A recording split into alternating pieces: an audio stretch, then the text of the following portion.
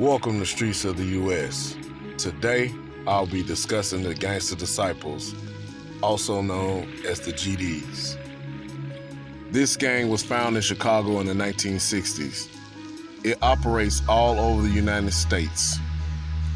This gang has been known to be involved in interstate racketeering, drug trafficking, and multiple murders. In 1996, it was reported that this gang ran a drug network in 35 states that made about $100 million a year. According to the DEA at that time, the GDs were one of the largest street gangs and most successful in the United States. In the mid-1990s, they were estimated to have 30,000 members. In 1995, 39 members of the GDs were indicted, including the gang's leader, Larry Hoover. The federal government used visitor passes with tiny hidden transmitters to get Hoover's conversation while he was serving a prison sentence for murder. Federal law enforcement agents recorded Hoover directing his lieutenants on gang operations while serving time at Vienna Correctional Center. A Chicago police officer was also indicted in this case. The indictment stated that the gang was using a rap concert business and a political action committee to launder money from drug profits. The gang would also tax gang members and drug dealers working in GD territory. Hoover was convicted and given multiple life sentences. He was sent to ADX prison. ADX prison is the supermax of the United States. It is also known as the Alcatraz of the Rocky Mountains. In the 1990s, the police and federal agents stated that the GDs were the largest and most violent gang in Chicago, the Midwest, and in the southern states. The Chicago police officer involved in the Larry Hoover indictment was named Sonia Irwin, and she was a gang crimes investigator. The street tax was used against Hoover and his lieutenants, stating that the GDs were extorting protection money from smaller dealers while distributing heroin and cocaine since the 1970s. In 2022, Hoover stated he was no longer a part of the Gangster Disciples. In 2020, an ex-DeKalb police officer was sentenced to prison for his involvement with the Gangster Disciples. Vicente Gomes was part of a racketeering case involving the gang and was a member of the gang.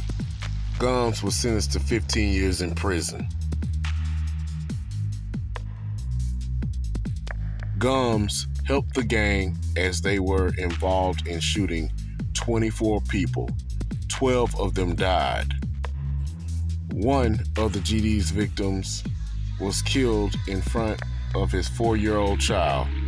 Another victim was shot over a dozen times because he refused to help with the gang-sponsored community event. The feds caught Gomes on a wiretap.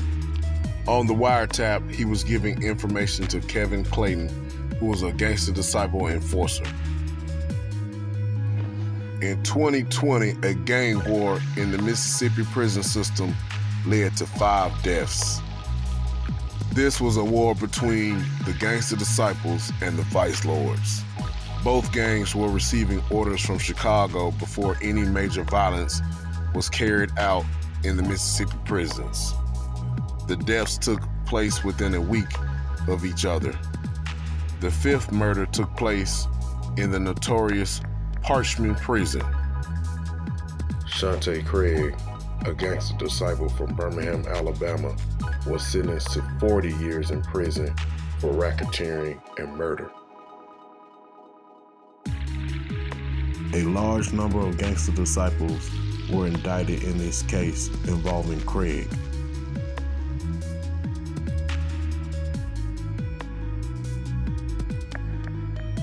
Those 32 gangster disciples that were charged were from 9 different states. Craig was responsible for planning the murder of a government informant in Colorado to protect the gang's drug empire. In 2023 in Alabama, a gangster disciple pled guilty to fraud, money laundering, and drug charges.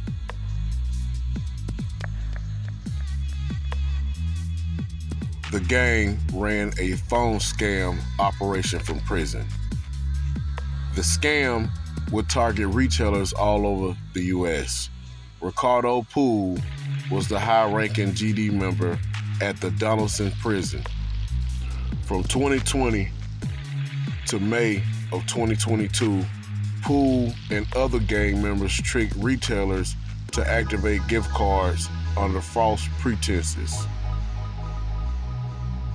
The gang would take those gift cards to buy merchandise. His co-defendant, Terry Bradshaw, would call retailers using spoofing technology to pose as store executives to trick employees into activating gift cards. Bradshaw would run an acting skit on his victims.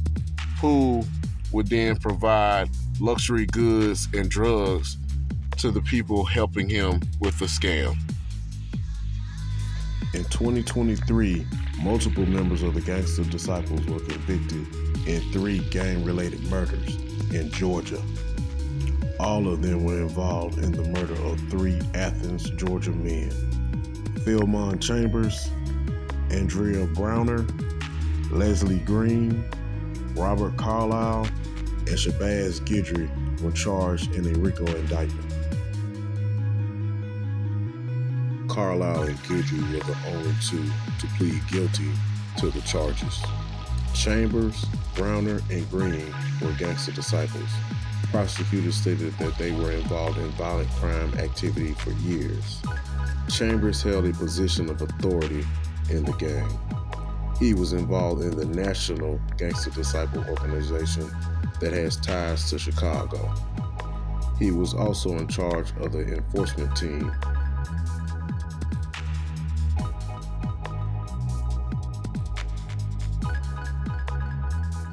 The enforcement team was directed to discipline gang members using physical assault or murder. The only female involved in this case was Browner, and she was part of the Sisters of the Struggle, also known as SOS. This is a female counterpart within the Gangster Disciples organization. She held a leadership position inside of the gang.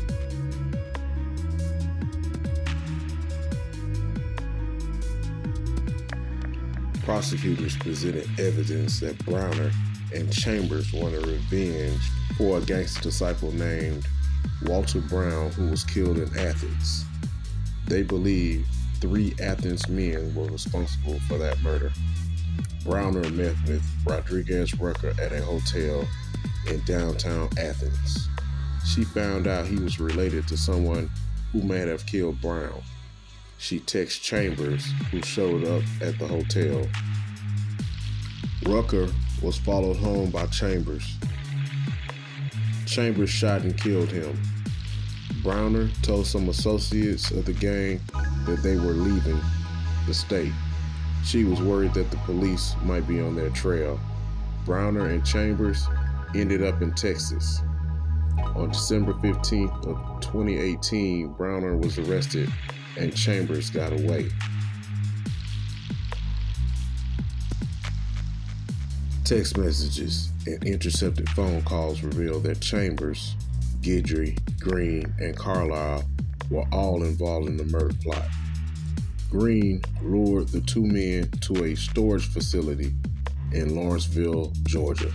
They were supposed to break into storage units to steal items to send to Chambers, who was at one of the gang's many safe houses. This particular safe house where he was hiding at was located in Killeen, Texas.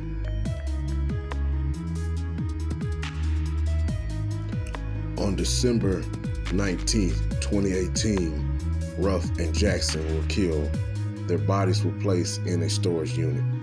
Police, with the help of a cadaver dog, located the bodies in a storage unit on March 17, 2019. More text messages revealed that they had planned to eventually take the bodies and burn them, or the plan was to dump them in a landfill.